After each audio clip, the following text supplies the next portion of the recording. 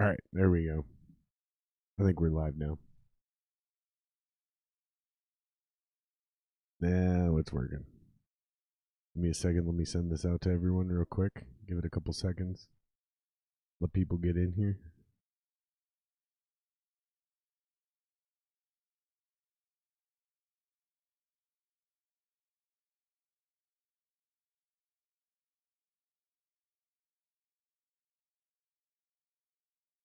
Do. I should be playing you guys some music or a song or something right now. That's what I should be doing. But I'm not. Give me a couple more seconds.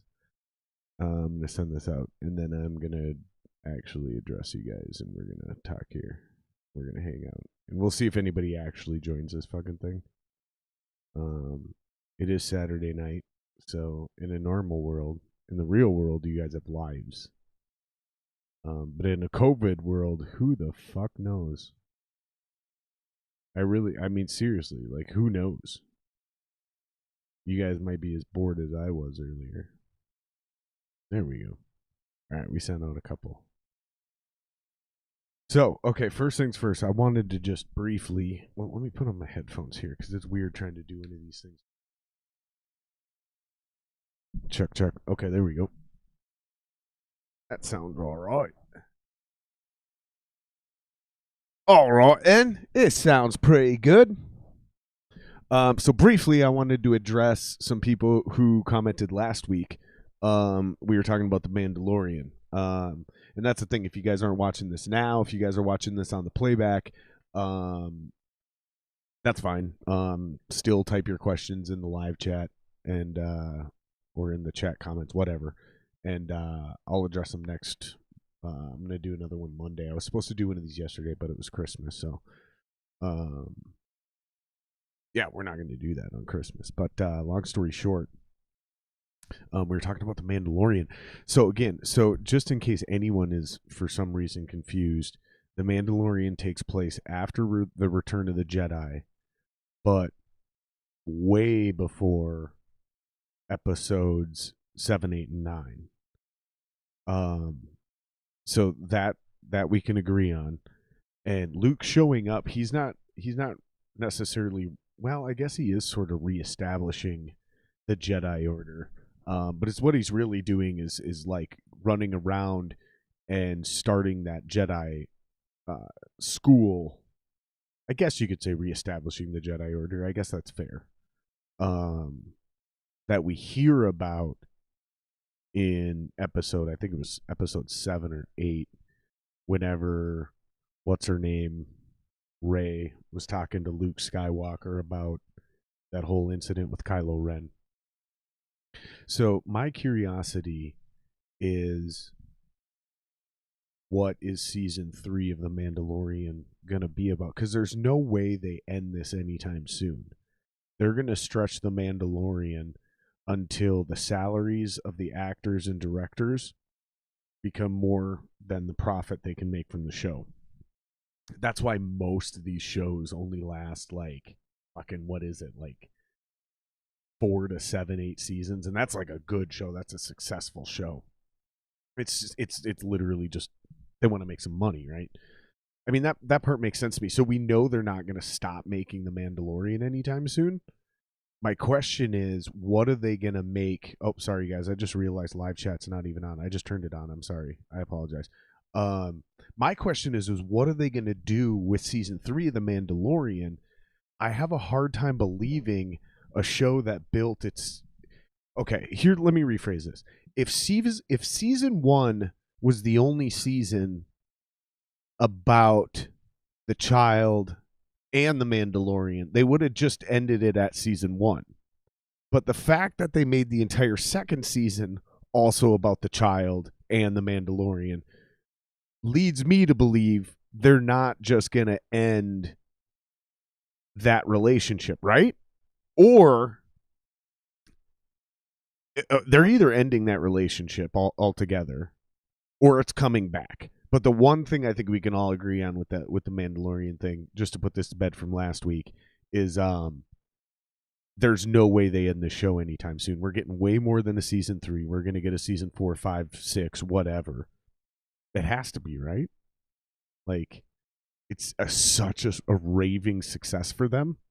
And it's one of the reasons people subscribe to Disney Plus. Most of us subscribe to Disney Plus, binge watch The Mandalorian and anything else that they've released, and then drop it. And then we jump back to Netflix. This is what real human beings do. We live on a budget. We're not going to add every single service out there for $15.99 because then cutting the cable is not cheaper. You might as well just get cable, right? So I'm betting on the greed of Disney. That's what I'm getting at here, you guys. This isn't about art. This isn't about storytelling. I truly believe in the greed of corporations. Not that it's a good thing, but I would bet on it. So if Disney has the ability to make more money off The Mandalorian, they're not going to cancel it. Tell me if I'm crazy, but that's the way I'm thinking about this. So my fascination, where I'm going on this, is what the fuck is season 3 going to be about? If you guys are right in your comments last week in the chat that Baby Yoda's gone, Grogu's gone, and Luke came because he's going to be the first member of this new Jedi Order, the resurgence of the Jedi Order that we eventually hear about in the movies. Okay, fine. If that's true, cool. Whether I'm cool with that or not, I'm saying cool. I get that. I understand what you're saying. So we never see Grogu again. What in the actual fuck is the rest of this show going to be about then? Like, is he gonna be, oh shit, what if he ends up being a bounty hunter that runs around the galaxy trying to find other force sensitive beings to bring him to Luke? Oh shit, that would be dope. That would be dope. And then there's some shit in the old lore. About the Mandalorians versus the Jedi, and something about there was a guy who was both a Mandalorian and a Jedi, and he's the one that invented the Darksaber.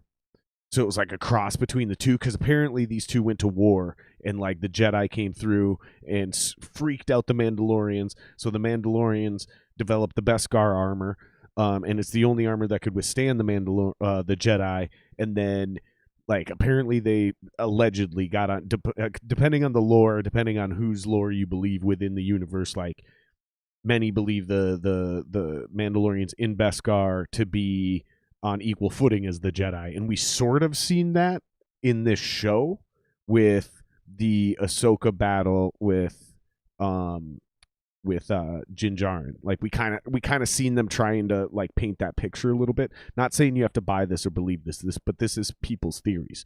So what if they're going like almost Game of Thrones and they're going full circle with the lore, where the Mandalorian, maybe he does one of two things in season 3 and beyond. Instead of worrying about Baby Yoda, they turn him into, like I said, maybe a bounty hunter where he goes around and finds other force sensitive beings and brings them to Luke Skywalker so they can be trained, or he pivots and like somehow learns the way of the Force and becomes the great Mandalorian, or Mandalore, whatever the fuck he's called, where he like not only has the lightsaber or the dark saber, but he actually has that same ability or skill that the other dude did, because he wasn't just a Mandalorian with a lightsaber. He was an actual Jedi and a Mandalorian. So I'm curious about that. We'll just wrap this stupid thing up on the Mandalorian, but that's what I'm curious about, is like, what are they doing with this story moving forward if they're just going to get rid of Baby Yoda? Or are we getting Baby Yoda back? I don't know. Put in the comments if you guys think I'm fucking stupid or if this isn't even worth thinking about. But this is shit I'm fascinated by, because I'm fascinated with the writing and the storytelling and like getting from point A to point B, like doing the fan service and making sure you're putting out there things that make the hardcore fans really into it, but also putting a new take on it, and then bringing together continuity errors from old movies. That's something that The Mandalorian is clearly trying to do. But they also do seem to be sort of going the Game of Thrones route, which is painting in ambiguity from different characters' perspectives. So instead of them just like straight up what we thought happened in one episode, straight up contradicting ancient lore and verifying Boba Fett is in fact a Mandalorian, and then in the very next episode, I believe it was maybe 2 episodes later, those other Mandalorians, the chicks, they look him straight in the eye and say he's not a Mandalorian. Like, okay, so what the fuck? We're getting 2 different answers from the same show. That's a game. That's what I mean by Game of Thronesing it, where you're telling contradicting perspectives on purpose, because that's how the real world is, right? Like, I see it one way, you see it another way, and the truth is somewhere in the middle. I think that's what he's trying to do. I think that's what Favreau's trying to do, but whatever. I don't know. Who knows? What was the next topic I was going to jump on and talk about? And if you guys got questions, like I said, fucking throw them in the comments. If you guys got anything you guys want to talk about, I'm interacting directly with you guys, so this isn't necessarily just me ranting. But yeah, the Vikings. The Vikings happened yesterday. Yeah, not the Vikings game. The Vikings happened. I get it. I understand why everybody's upset, but I gotta remain steadfast and say the only member of this coaching staff that needs to leave is Gary Kubiak, and I know a ton of you are gonna try to eat me alive and say, "Well, dude, come on, the defense didn't stop anyone. The defense gave up 52 points. Even Mike Zimmer put the accountability on the defense." Well, guess fucking what? The defense won the turnover battle, and if I remember right, we had 3 interceptions, definitely 2. Almost 4, but I thought we got a third one in there, which would have been almost 5. But regardless, our offense didn't capitalize on that. And to me, that's what's going on, is we didn't need to score more than 27 points, but we should have scored 27 points before they did. And we had the opportunity to do so multiple times. And yeah, I get it. I totally understand that we couldn't stop Alvin Kamara. I also seen that coming, and I wasn't surprised. So, once again, my issue does not fall on Mike Zimmer or that defense, because I understand what he's dealing with. So last year he loses, or this year technically, he loses his defensive coordinator. This is a man who had one guy who was able to be his second voice. A second voice is something that I took out of bill collecting a long time ago, and we called it a second voice on purpose. So sometimes people would ask for a manager, and sometimes I needed to give them a manager, but sometimes I just needed to give them the person sitting next to me. And the reason this matters is because no matter whether it was a manager or it was the person sitting next to me, I would put the person on hold and I would stand up and say, "Hey, I need a second voice."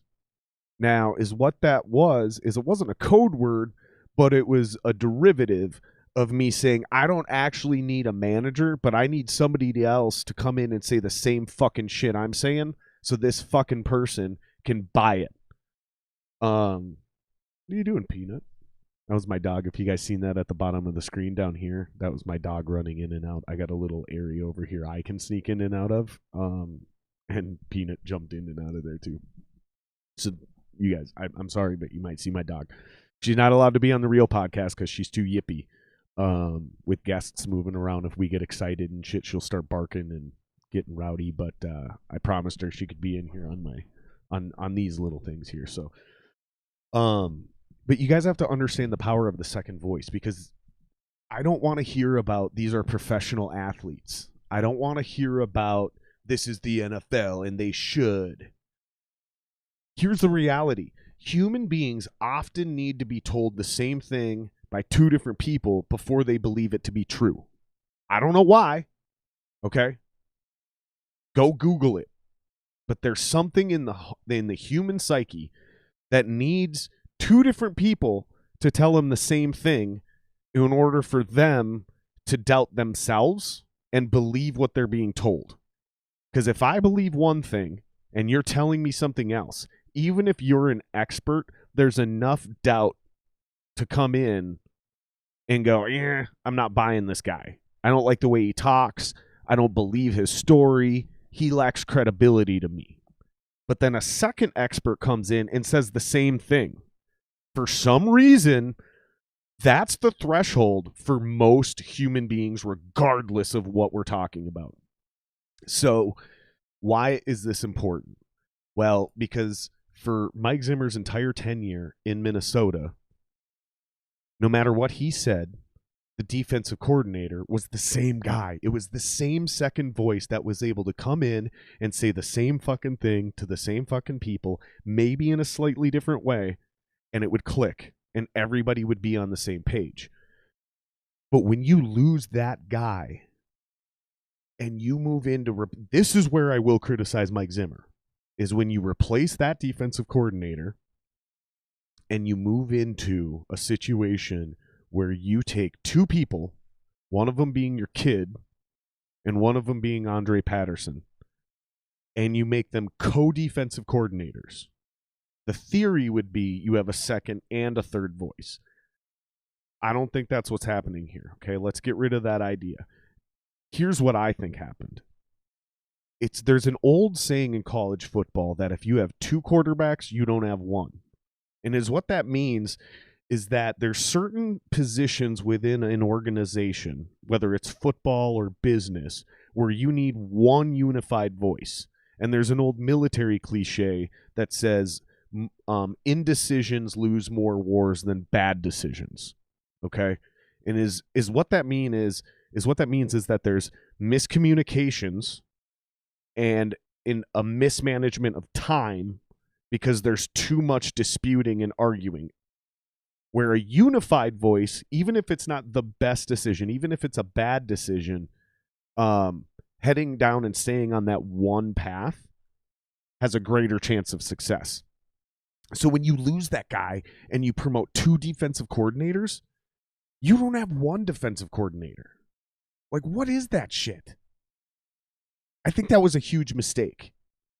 Because you don't have any continuity of that voice and that teaching to get you from the head coaching position down to the players. You've got two different people with equal authority communicating two different ways. So first of all, that's your first mistake. So next year, you should have given the job just to Andre Patterson. You should not have given the job to your son. Andre Patterson is widely revered as one of the best defensive line coaches in the entire NFL.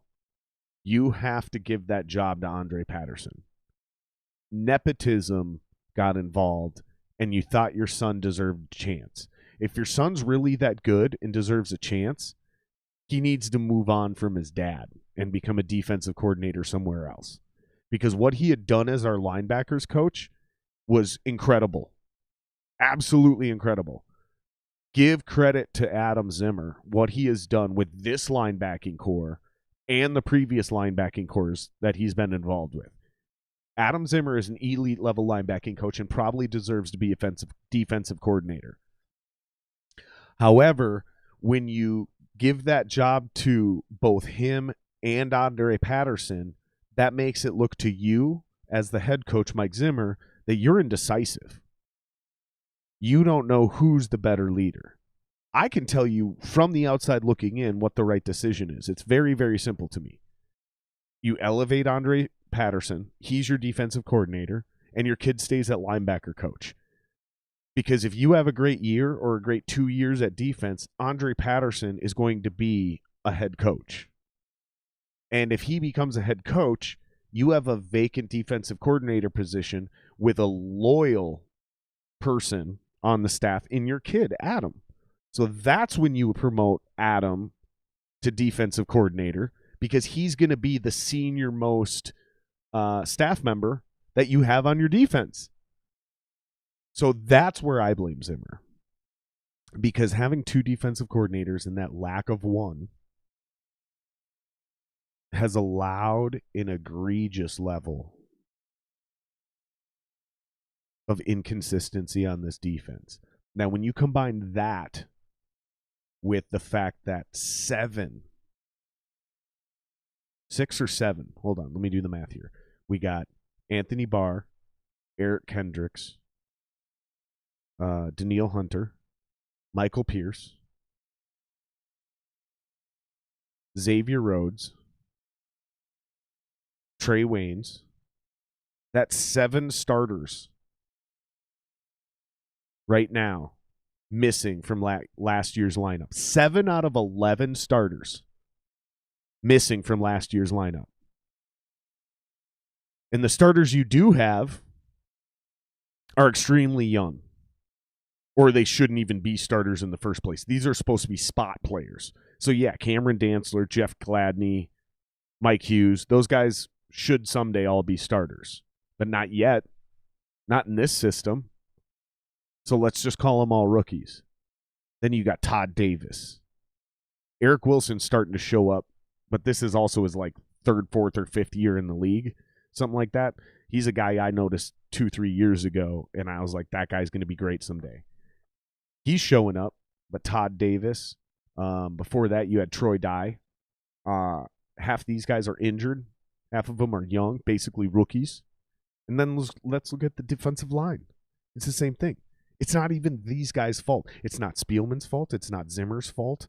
It's not their fault that you lose 7 out of 11 starters in 1 year. We were only supposed to lose 2 starters, 2 corners. The only issue we were supposed to have this year was a young rookie secondary, which you can totally compensate for when you have the best safety tandem in the league in Harrison Smith and Anthony Harris. So you have one of the best defensive lines in the league. You have an elite level linebacking core, knowing you know this. You know you've got Anthony Barr, whose leadership transcends the football field. You've got Eric Kendricks, arguably the best middle linebacker in football. And you know secretly in the offseason that you have Eric Wilson, who is an emerging star in this league. So you're looking at your defensive line and your linebacker core and going, I'm set. We're going to be great. And then you know on the back end of your secondary, you're also going to be great. So your only concern is those corners, which a great defensive line that gets pressure is going to compensate for those corners. That's how it works. And then half your defensive line isn't there from day one. These are huge, huge issues that sound like excuses, but they're not, because nobody had control over this. Okay, you don't control we all knew Xavier Rhodes needed to go. Some of us may have thought Trey Waynes needed to go. Some of us may have thought we should have kept him. But we didn't actually have control over that. He became a free agent, and he left. So the question is not whether the Vikings are over or underachieving. The question is, what the fuck do most of you, as fans, what did you actually expect to happen this season? Like, knowing we lost all those pieces from last year, looking at everything that happened in the offseason and the injuries that happened in what would have been preseason and throughout the regular season, what did you actually expect? That's what my question is. I want to know put in the comments, what did you guys actually expect the Vikings to do this season? Because I predicted they'd go 7-9.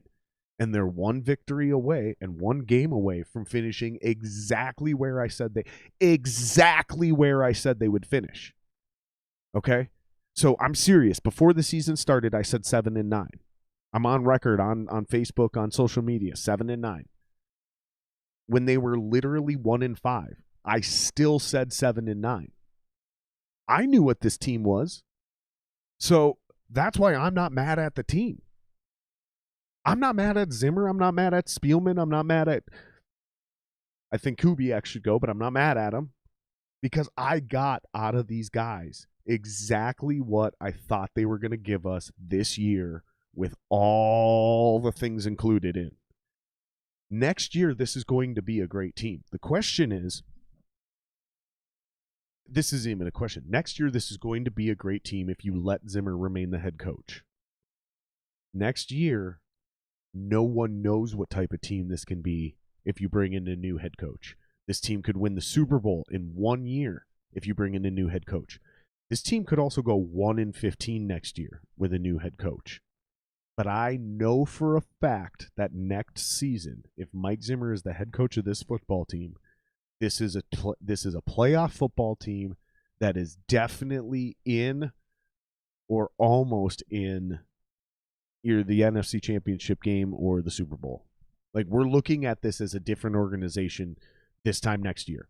This time next year, we are not looking at this like it's a disastrous team. Most of you are eating your words and going, wow, we seen this last year, but now this looks like we are going to be a great team for the next 5 years to come, because we've got all these young pieces that looked bad last year, but holy cow, did they look good this year. That's what we're going to be dealing with. That's the reality we live in. So the question is, do you want to risk what I consider to be virtually 100% guarantee for us to be successful and make a deep playoff run and potentially a Super Bowl run next year?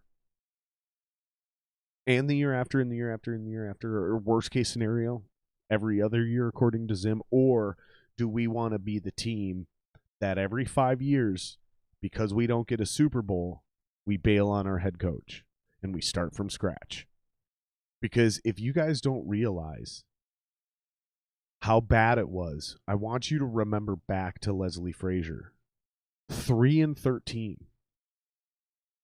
And Zimmer and Spielman, instead of letting us become the Lions or the Browns until this year, or the Jaguars or the Bengals or the Jets, diseased franchises, instead of that happening, we went 3-13 once, exactly once. And then the next year was 7-9. And then the next year, I believe Zimmer went 10-6 and we were in the playoffs. Yeah, we have a down year every other year. It fucking sucks. But you're watching a team that has never bottomed out under Mike Zimmer. You're watching a team that has never gone 3-13 under Mike Zimmer. The worst he's ever done is 7-9. You guys have no understanding how impressive that is. Like, with the worst rosters, the two worst rosters we've ever had under Mike Zimmer, he still managed to figure out a way to go to 7-9 with them. That's an impressive coach to me. That's a coach that earned another year. Because look what Mike McCarthy did. You want to talk about bad coaching? Go down to Dallas and go look at a team with Dak Prescott, Amari Cooper, fucking what's his name over on the other side, Zeke Elliott. And even before Dak got injured, the Cowboys were still trash. You look at Daniel Jones over in New York. Supposed to be the second coming. Team looks like trash. Washington, let's be honest, pretty much trash. Got a good front seven on defense. Other than that, trash. Who else is over there? Philly? Trash. Come on. Like, stop expecting the world every single season. That's the problem, is you guys do not have an ability to set realistic expectations for this football team. Sometimes you guys think we should be a Super Bowl team when we're going to be lucky to make the playoffs. And then when we miss the playoffs, you're disappointed. That's not right. That's why I had my meltdown. Because in 2017 was the first time in my 30-something years of watching football that the Vikings had everything lined up. And then not only did we lose, but we got our ass kicked. But not only did we get our ass kicked, we quit. That's why I melted down. That's why I lost my fucking mind. Is that we didn't even get beat in that game. We quit. I watched us quit as soon as that interception happened. That first interception where they ran it back for a touchdown. I watched our guys not even try to catch up to him and tackle him. And I watched us quit. And I knew at that exact moment the game was over. And that was the first time I had seen that from that team all year long. It blew my fucking mind. And that's the players. The players decided to quit. The coaches don't suddenly show up in the middle of the game while they've had their team rallying from behind and doing miraculous things all year. Don't tell me it's Mike Zimmer. It's his fault that they quit. If anything, we blame Pat Shurmur and we blame Mike Zimmer for allowing Pat Shurmur to take that job a week before that game. Because you're never going to stand here with a straight face and convince me that Pat Shurmur was only thinking about the Eagles. No, he was already thinking about becoming the head coach of the Giants because he'd already accepted the job. This game against the Eagles was a mere formality, and he mailed it in, and we got smoked.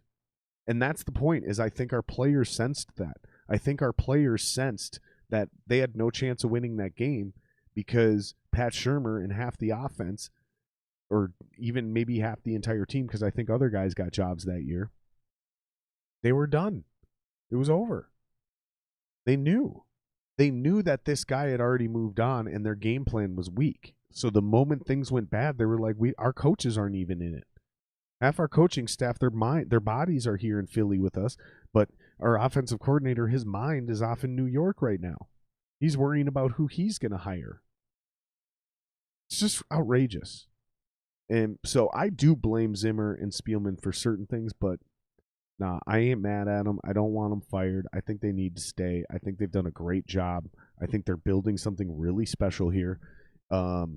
If you guys think you know football, well, let me ask you how long Bill Cowher was a head coach before he won his Super Bowl. His entire career, until his last year. As soon as he finally won one, he retired. Do you guys have any idea how long Andy Reid has been in the NFL and been a head coach? It's been a long fucking time. And he just won his first Super Bowl. Andy Reid went to 4 consecutive NFC championship games. And he didn't make it to the Super Bowl until the final one. And then they lost to the Patriots and Tom Brady. And then eventually, a few years later, several years later, they fired him in Philly. They fired him. And he goes to Kansas City. And for years, they make the playoffs, and they don't win a Super Bowl. They come off a rough season. They draft Patrick Mahomes. They make it to the playoffs. But guess what? They didn't win the Super Bowl again. It was the following year. It was last year that they finally won the Super Bowl. Like, understand what your team can do and set your expectations accordingly. Because if realistically on paper your team's going to go 5-11 and you expect them to go 11-5, that's your fault, not them. Like, you just need to learn more about football. And I'm not trying to talk shit about people watching this video right now. I'm just kind of talking about the general Rube Nation losing their fucking minds right now. Again, I knew they were going 7-9. I hope they beat this fucking. I hope they beat the Lions so they finish exactly 7-9. I'm just saying, man. I'm not trying to be right and sound like I know everything, but there's a reason I'm actually pumped about Vikings football.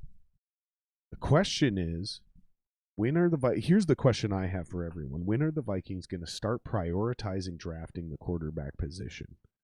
That's what I want to know. And nobody here is going to answer that because, I mean, whatever. Yeah, so that's all I have to say about Vikings football. I'm pretty much done with that. But we'll see what happens. They should beat the Lions. They should beat the Lions because any basic motivator can tell all these guys, your ass is on the line, your job's on the line. Whoever's in here, what do you guys want to talk about? If not, this has already been long enough, and I'm going to wrap this up. Because I don't think I have any more questions from last week to address. If you do have questions or comments and you're watching this not live, that's fine. Put your comments below, and I'll just address them on Monday. That's what I'm kind of doing, is if you guys put your comments here and I don't get to them right away, no worries. I'll just come back to them and I'll address them Monday if you're watching this on the playback. But yeah, I'll hang out I'm just cracking another beer here. So I'll hang out for a few more minutes if somebody wants to jump in here. I know we've had a few viewers jumping in and out here. I've seen the numbers jump up and down. So I know we had a few people in here. I'm gonna schmirk burr. I wonder if I should play some music. Well, I'm too lazy to do that.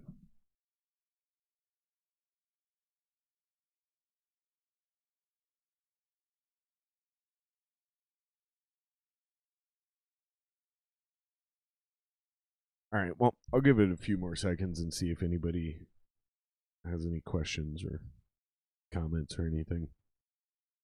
Otherwise, I've already been going longer than usual, so we'll wrap this up here in a few seconds if nobody chimes in. Schmalkaburr. Schmalkaburr.